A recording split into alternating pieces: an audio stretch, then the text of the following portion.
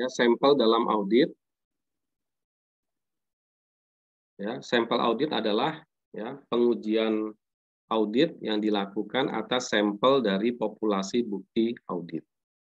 Ini ya. Nah, jadi di dalam kita melakukan proses audit ya, penggunaan sampel ini sudah nggak bisa dihindarkan, gitu ya, karena pasti ada keterbatasan ya di dalam waktu, tenaga, gitu ya, di dalam melakukan pengujian terhadap bukti audit. Ya, nah sehingga bukti audit yang akan digunakan di dalam pengujian audit ini ya perlu dilakukan sampel. Ya, jadi tidak, misalnya ada 1.000 transaksi, ya tidak perlu semuanya diuji, gitu ya. Tetapi bisa diambil sampel bukti mana yang akan dilakukan pengujian. Ya. Nah, sampel audit ini adalah merupakan penerapan prosedur audit ya terhadap kurang dari 100% unsur dalam suatu saldo akun atau kelompok transaksi. Tadi ya, ada 1.000 transaksi, ya nggak 100% dilakukan pengujian, ya, tetapi bisa diambil sampel sejumlah tertentu. Ya. Nah, tujuannya ini adalah untuk menilai ya beberapa karakteristik saldo akun atau kelompok transaksi tersebut, gitu ya. Jadi berapa besar yang harus dilakukan sampel, jadi untuk menilai akun tersebut secara keseluruhan. Gitu ya, misalnya ada akun piutang, ya, ada nilai transaksinya ada 1.000, jumlah saldonya ada misalnya 10 miliar, gitu ya. Nah, ini nanti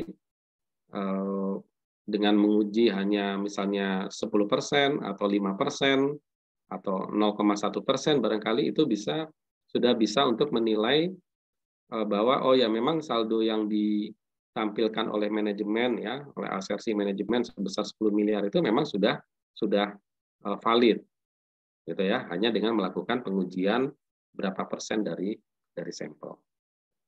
Ya. Nah, kemudian ini juga akan memberikan panduan ya, sampel audit ini memberikan panduan dalam perencanaan, pelaksanaan dan penilaian sampel audit. Gitu ya. Jadi sejak awal sudah dilakukan perencanaan, gitu ya, kan dinilai dulu ya berapa resiko auditnya, bagaimana sistem pengendalian internalnya dan sebagainya, sehingga nanti akan ditemukan berapa jumlah sampel yang akan digunakan di dalam pengujian audit. Ya, jadi kalau kita gambarkan di sini ada sampel, ada populasi buat dari bukti audit. Ya tadi populasinya apa nih? Misalnya ada 1.000 transaksi. Nah itu adalah merupakan populasi. Kemudian berapa sampel yang akan diambil. Oke ya. Jadi itu adalah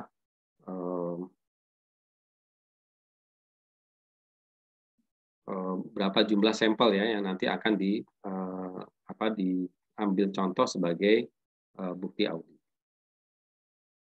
Kemudian alasan menggunakan pengujian sampel, ya, yang pertama ini adalah keterbatasan waktu, gitu ya. Audit dibatasi oleh waktu, gitu ya. Kalau misalnya audit dimulai pada akhir tahun, gitu ya, misalnya akhir tahun berarti Desember, ya. Kemudian proses audit harus dilakukan berapa lama? Biasanya kalau menurut misalnya undang-undang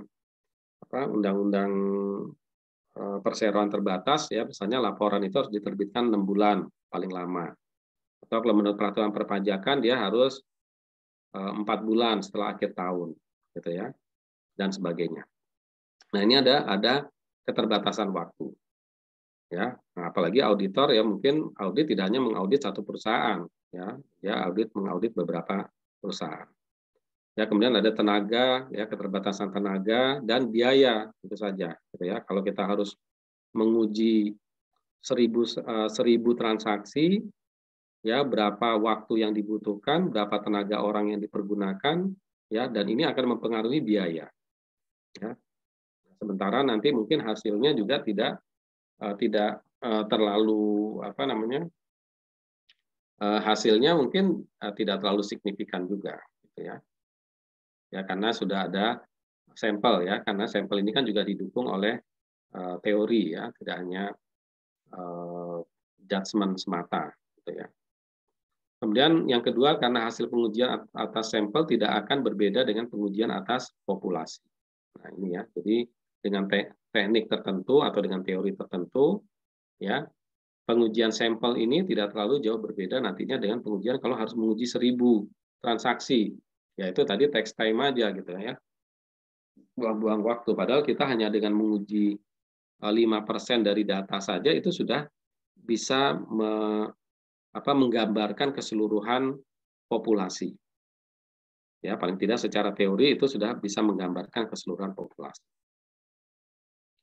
Ya, kemudian validitas pengujian berdasarkan sampel dapat diuji secara ilmiah. Nah, ini ya, jadi ada teorinya kan gitu ya. Jadi ada teorinya, sampel ini ada teorinya, dan karena ini sudah diterima di dunia ilmu pengetahuan, ya sehingga kalau auditor melakukan pengujian sampel, ya maka ketika dia sudah melakukan pengujian sampel dengan prosedur yang benar sesuai dengan teori ilmiah gitu ya, maka hasilnya itu bisa diterima secara legal, gitu ya, hasilnya akan kuat gitu.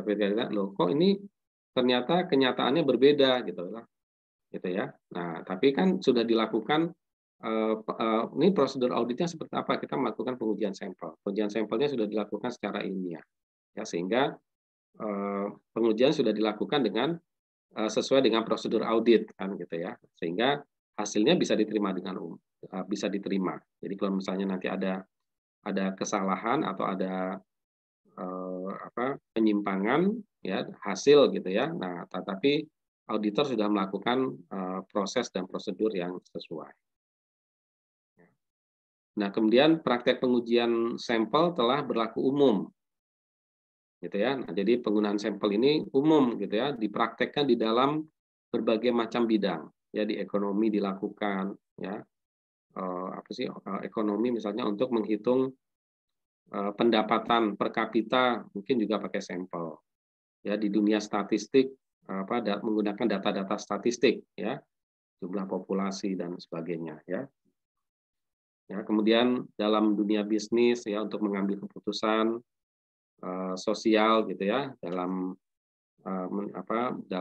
eksperimen sosial ya masyarakat atau di dalam politik ya pemilih ya untuk menguji berapa jumlah pemilih dan sebagainya, itu juga sudah umum dilakukan dengan menggunakan pengujian sampel ya.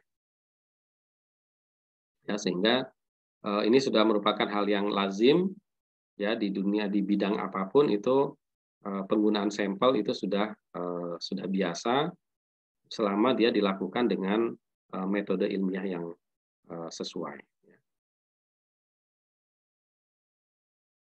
Penerapan pengujian sampel ya, audit sampling ini diterapkan pada kedua macam pengujian audit. Ya, jadi mau diterapkan di mana nih sampelnya? Nah, kita masih ingat ya, audit itu ada dua, test of control dan substantive test. Ya, ini jangan lupa ya. Jadi pengujian sistem pengendalian internal, ya termasuk pengendalian internal itu tadi teknologi informasi.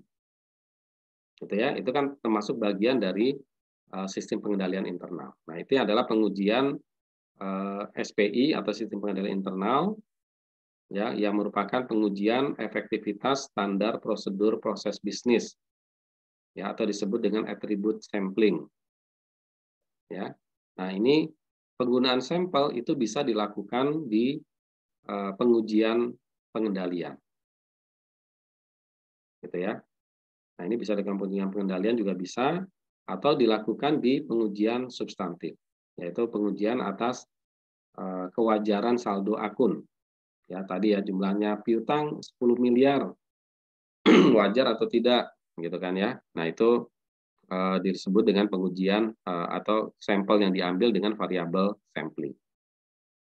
Ya, jadi baik di pengujian pengendalian maupun di pengujian substantif ya ini bisa diterapkan dengan menggunakan sampel. Nah, kemudian metode audit sampling ini ada yang sampling non statistik ya dan sampling statistik atau statistika. Ya, non statistik ini sampling yang ya tidak terlalu ya sampling yang diterapkan dengan tanpa secara eksplisit menggunakan model-model statistik. Gitu ya, tidak terlalu menggunakan model-model statistik. Ya misalnya nih kalau banyak penelitian-penelitian baik itu misalnya penelitian di tugas akhir gitu ya, itu juga ada purposive sampling gitu ya. Nah, yang menggunakan sampling yang yang dipilih gitu ya, sampling tapi dia dipilih gitu ya. Jadi bukan sampling yang karena model statistik. Gitu ya. Beda kalau misalnya survei ya beberapa misalnya survei-survei tadi ya bisnis, sosial gitu itu juga bisa purposive, bisa juga memang dengan model statistik. Gitu. Jadi sampelnya tidak boleh ditentukan oleh orang yang melakukan sampling. Gitu ya. Kalau misalnya kita purposive kan sampelnya sudah kita tentukan gitu ya. Misalnya saya hanya ingin melakukan penelitian perusahaan manufaktur gitu ya. Saya hanya ingin melakukan penelitian pada BMT yang ada laporan keuangannya misalnya gitu kan. Nah, ini kan lebih kepada eh, penelitian yang sifatnya semi statistik gitu ya. Jadi tidak seluruhnya. Nah, jadi banyak menggunakan pertimbangan profesional dari auditor. Misalnya, saya ingin memilih sampel yang bulan Januari, September, dan Desember. Kenapa? Gitu ya. Nah, ini karena pertimbangan profesional, gitu ya. Karena pertimbangan profesionalnya. Karena kayaknya kalau bulan Januari dan Desember itu banyak transaksi.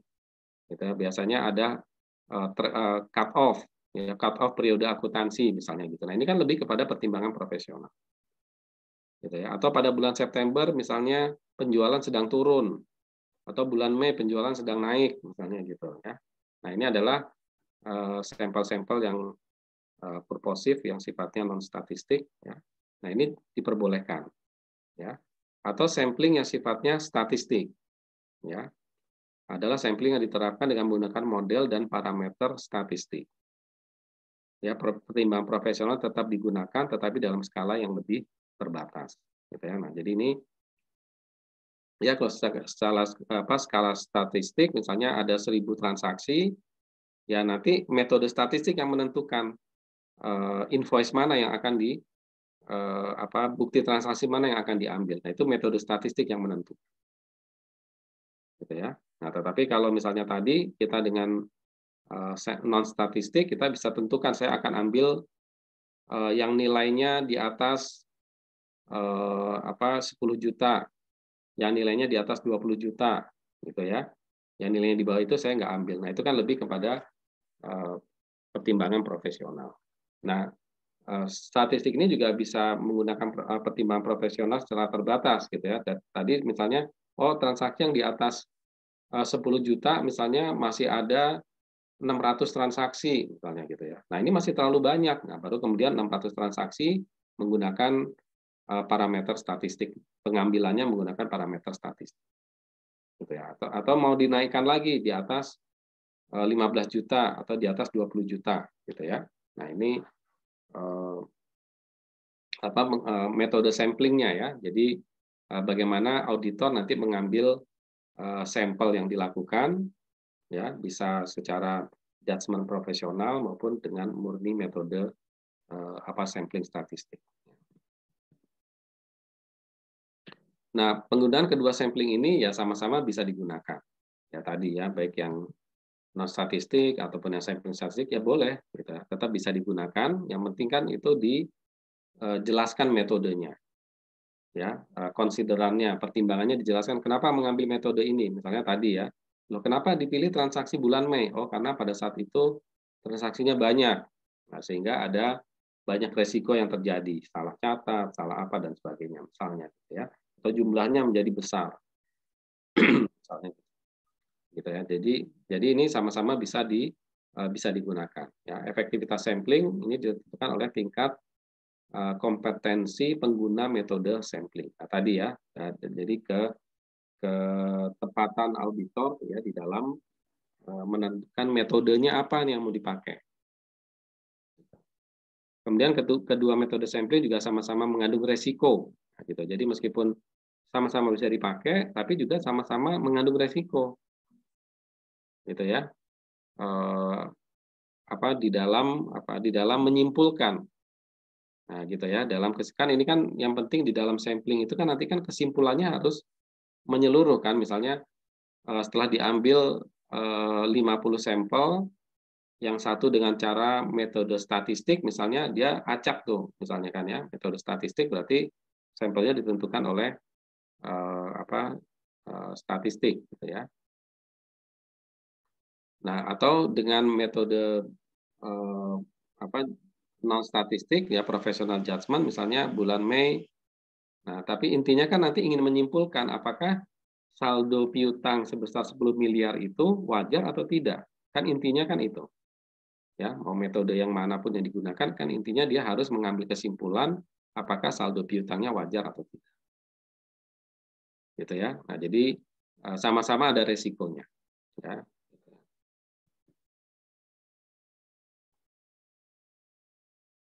Ya, nanti bentuk resikonya seperti apa ya kita lihat di slide yang belakang.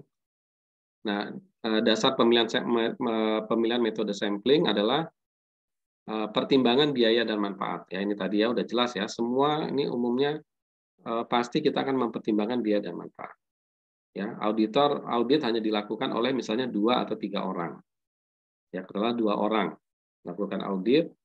Ya, karena kalau misalnya mau sangat baik dilakukan oleh 10 orang, biayanya nggak cukup, gitu ya.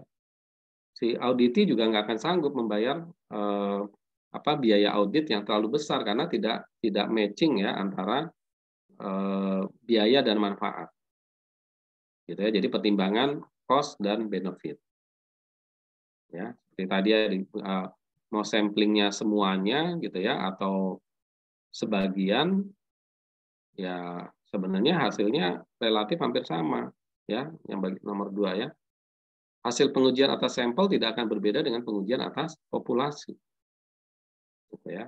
Ini jadi eh, sangat penting pertimbangan cost dan benefit. Kemudian juga volume dan karakteristik dari transaksi, gitu ya. Jadi kalau misalnya cash, ya, ini karakteristiknya cash ya, berarti harus banyak sampel.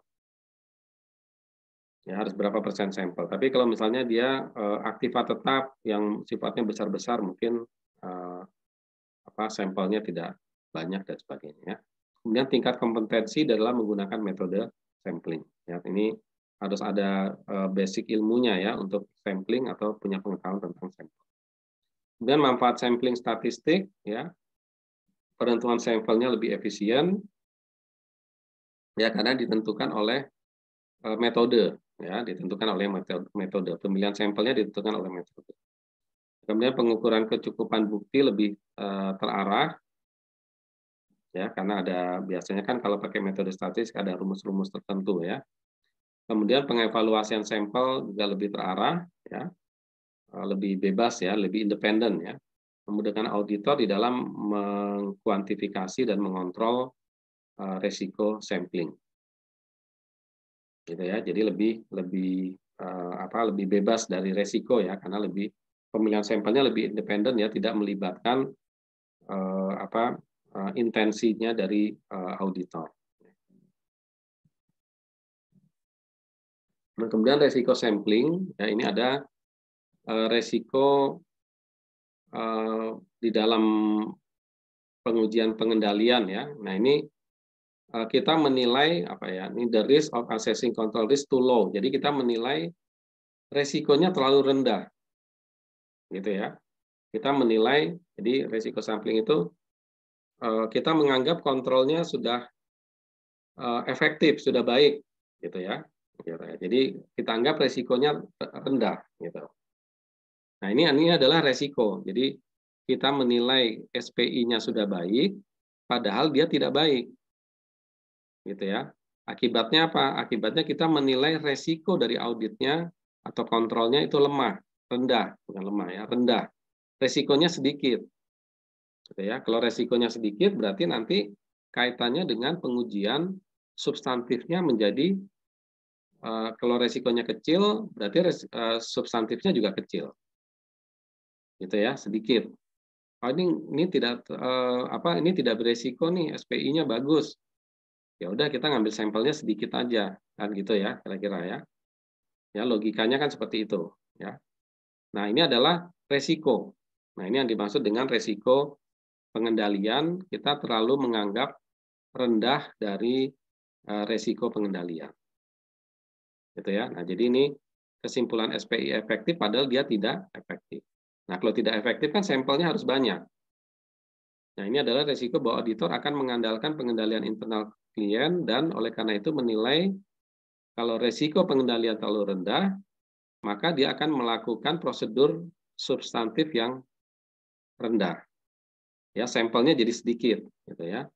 Nah, hal ini membuat auditnya menjadi kurang efektif, gitu ya. Jadi kalau SPI-nya bagus, maka dia cukup mengambil sampel 10.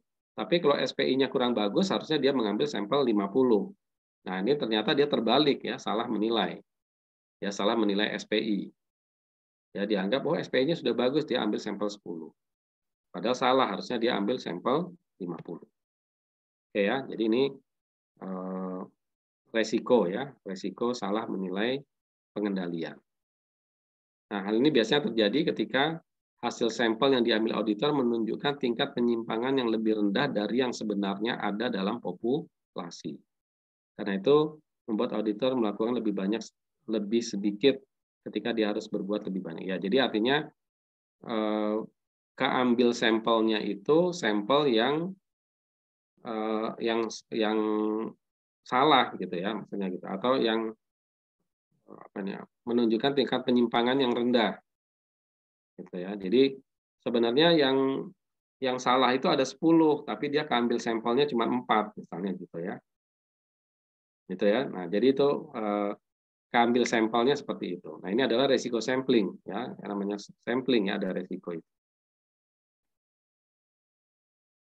Gitu ya. Nah, jadi misalnya dia menilai jadi kesalahannya 40%, padahal seharusnya kesalahannya ada 60% atau 70%. Gitu ya. Jadi ini salah ketika ngambil sampel. Nah, ini tadi ya ditentukan dengan cara apa. Oke, kemudian yang risiko yang lain adalah menilai sebaliknya ya sebaliknya aja, menilai resikonya terlalu tinggi. Nah, gitu ya, resikonya terlalu tinggi. Nah, sehingga kesimpulannya yang harusnya kesimpulan SP tidak efektif padahal harusnya efektif. Nah, ini jadi apa? Ngambil sampelnya nanti terlalu banyak. Ya terbalik dengan yang tadi. Ya, auditor tidak akan bergantung pada penilaian internal klien, oleh karena itu menilai resiko penilaian terlalu tinggi dan melakukan prosedur audit yang lebih substantif. Ya, berarti ngambil sampelnya lebih banyak. Ya, lebih dominan substantifnya. Jadi melakukan pengujian substantif yang effortnya besar, gitu ya.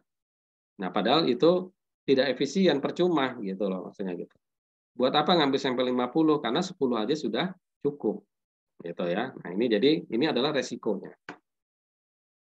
Gitu ya. Jadi hal ini terjadi ya ketika atau berkaitan dengan sampling. Gitu ya. Walaupun nanti kita sebenarnya nggak tahu gitu ya. Bisa jadi kan auditor nggak tahu, pokoknya dia sudah mengaudit aja gitu ya. Sudah melakukan audit, tetapi ternyata dia mengambil sampel 50 itu terlalu boros, artinya biayanya jadi terlalu tinggi kan gitu ya. Tapi ini bisa jadi ini juga tidak disadari juga gitu ya oleh auditor.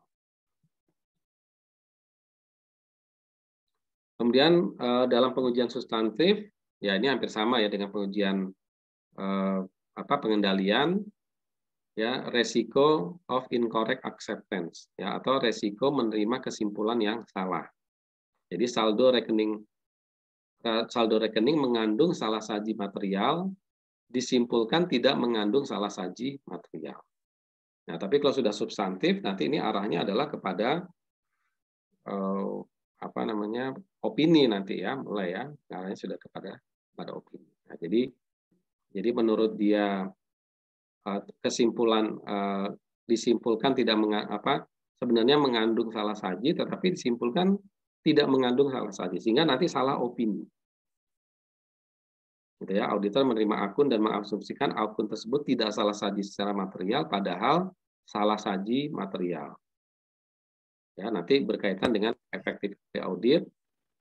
Ya, auditor membuat kesalahan ini ketika melakukan pengambilan sampel audit dan sampel tersebut tidak mengidentifikasi kesalahan penyajian. Jadi sebenarnya di transaksi itu ada kesalahan, tapi ketika dia mengambil sampel, yang salah nggak keambil, kan gitu ya. Gitu ya, yang salah tidak keambil, gitu aja ya. Jadi salah. Jadi oh ini berarti benar semua gitu. Padahal sebenarnya ada kesalahan, gitu ya. Oke ya, jadi itu ya inilah resiko dari sampling ya, resiko dari sampling. Nah, atau sebaliknya, gitu ya, resiko menolak kesimpulan yang benar, gitu ya. Sebenarnya kesalahannya cuma sedikit, tapi sampel misalnya kesalahannya cuma 10, tapi semuanya keambil, gitu ya. Kira-kira begitu ya. Kesalahannya cuma 10 dari 1000 transaksi. Ngambil sampel 10, tapi 10-10-nya keambil semua. Jadi seolah-olah ini saldonya tidak wajar. Nah, gitu ya. Sehingga dia membuat kesimpulan saldonya nggak wajar. Gitu ya. Jadi sebaliknya. Ya, auditor salah menolak akun dengan asumsi bahwa akun tersebut salah saji material. Ya, padahal hanya karena sampel yang salah keambil semua, gitu aja ya sebenarnya. Padahal itu cuma sedikit, gitu ya. Ya, jadi auditor biasanya melakukan kesalahan ini karena melakukan pengambilan sampel audit dan sampel tersebut salah mengidentifikasi kesalahan penyajian material.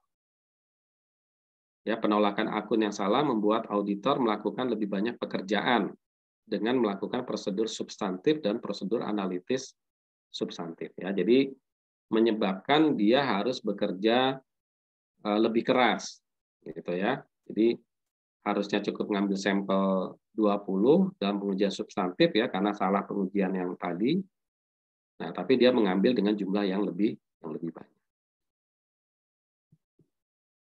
Ya, kemudian untuk resiko non sampling ya adalah resiko dalam pengujian sampel yang tidak disebabkan oleh kesalahan dalam pengambilan sampel. Jadi tetap ada resiko, tapi resiko itu bukan disebabkan karena eh, salah ngambil sampel, gitu ya. Jadi resiko non sampling ya. Jadi, maksudnya ini dalam proses sampling gitu ya.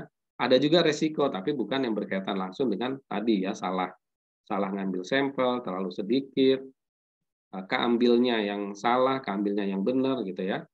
Nah, tetapi ada hal-hal lain, misalnya adalah kesalahan manusia, ya kegagalan mendeteksi kesalahan dokumen. Jadi misalnya tidak teliti, salah salah tulis, gitu kan ya, dan sebagainya. Ya itu resiko yang sifatnya non sampling. Kemudian ada penerapan prosedur audit yang tidak sesuai dengan tujuan audit. Ya, ada prosedurnya tapi tidak sesuai. Ada kesalahan interpretasi terhadap hasil sampel. Nah, gitu ya. Ini juga bisa ya salah interpretasi. Sampelnya udah benar, pemilihannya sudah oke, tapi kemudian diinterpretasikan dengan salah atau tidak tepat ya, interpretasinya tidak tepat. Kemudian mengandalkan kepada informasi salah dari pihak lain, misalnya kesalahan jawaban konfirmasi. Ya ini ya, jadi misalnya ada survei, ada surat konfirmasi, tapi ternyata jawabannya salah dan kita mengandalkan jawaban tersebut, gitu ya. Nah ini kan sebenarnya bukan kesalahan dari sampling, gitu ya, tetapi ada hal-hal lain ya yang sifatnya non sampling. Ya, atribut sampling adalah pengujian sampling untuk SPI. Ya, pengujian hanya digunakan jika terdapat bukti dokumenter dalam pelaksanaan prosedur pengendalian. Ya, misalnya prosedur otorisasi, dokumen dan catatan, dan prosedur pemeriksaan independen. Ya, ini pengujian di dalam menguji sistem pengendalian internal ya. Prosedur otorisasinya ada atau tidak gitu ya. Dokumen dan catatannya apa. Kemudian ada nggak prosedur pemeriksaan independen. Ya, ini adalah menguji SPI ya. Gitu ya, ada SOP-nya atau tidak kalau dalam SPI itu ya, dalam struktur pengendalian internal itu kan Biasanya ada prosedur, ada sistem, ada dokumen. Nah, itu yang harus diperiksa oleh auditor yang diuji.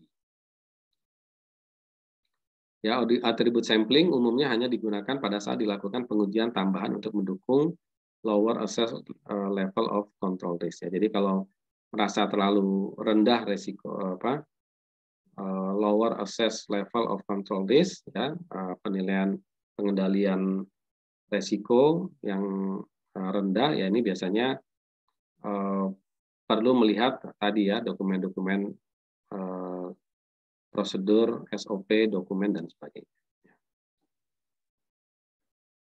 Kemudian metode pengambilan sampel ada random, ya, ada random number sampling, ya, mengambil sampel dengan menggunakan tabel angka random, ya,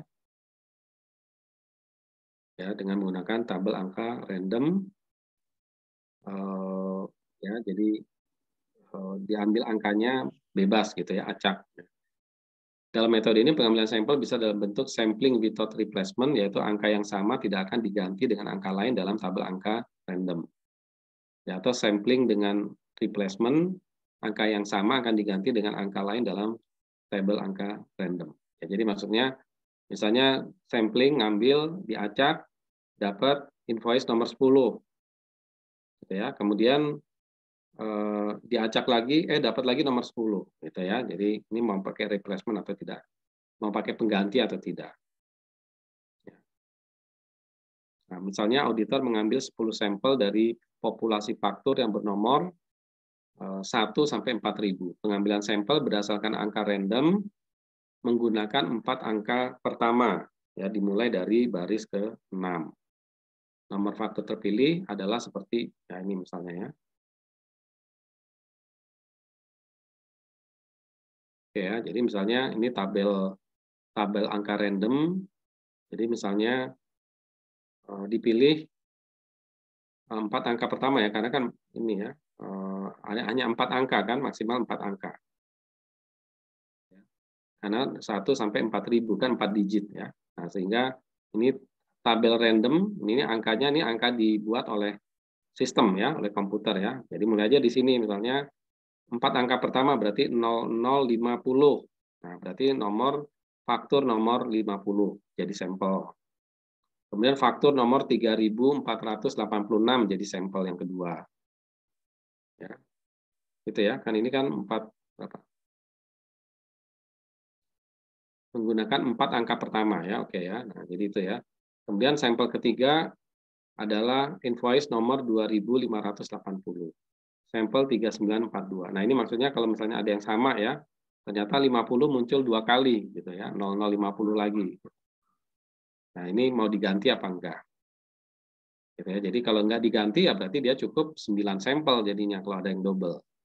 Gitu ya. Tapi kalau harus diganti nanti dia akan mengambil angka yang lain. Nah, ini 1, 2, 3 sampai 10 ini ditentukan oleh komputer. Ya. Oke, systematic sampling adalah pengambilan sampel secara sistematis dengan kelipatan atau interval angka tertentu. Jadi misalnya kelipatan 10, 20, 30, dan seterusnya. Angka interval yang dilewati disebut dengan skip interval. Angka interval dapat dihitung dengan cara membagi populasi dengan jumlah sampel. Jadi populasi dengan jumlah sampel ya. Jadi misalnya mana nih? Jika sampel-sampel 40 akan diambil dari 2.000 unit. Ya, jadi mau ngambil sampel 40 atau misalnya 2.000 unit mau ngambil sampel 20%, berarti 40 unit. Maka skip intervalnya adalah 50 karena 2.000 dibagi 40. Jadi setiap 1 51 gitu ya, 101 dan seterusnya gitu ya. Oke. Kemudian selanjutnya titik awal dari pemilihan sampel jatuh pada range antara 1 sampai 50 pada angka random. Ya ini ya. Jadi misalnya antara 1 sampai 50 ambil 1, antara 51 sampai 100 diambil 1 gitu ya. Pertimbangan kualitatif dalam pengujian sampel, penyimpangan harus dianalisis penyebabnya, termasuk pengaruhnya terhadap keandalan informasi yang berkaitan. Penyimpangan yang bersifat sistematik akan berpengaruh besar terhadap objek pemeriksaan. Nah, ini jadi nanti harus dibuat narasi, gitu ya, kualitatif atau dinilai, gitu ya. Nah, kalau misalnya nanti penyimpangannya ternyata, loh ini kok sistematis penyimpangannya. Nah, maka ini akan tentu berpengaruh ya, karena sistematis akan berpengaruh terhadap objek pemeriksaan. Oke ya, nah itu sampel ya di dalam audit. Ya, mungkin sampai sini ada pertanyaan?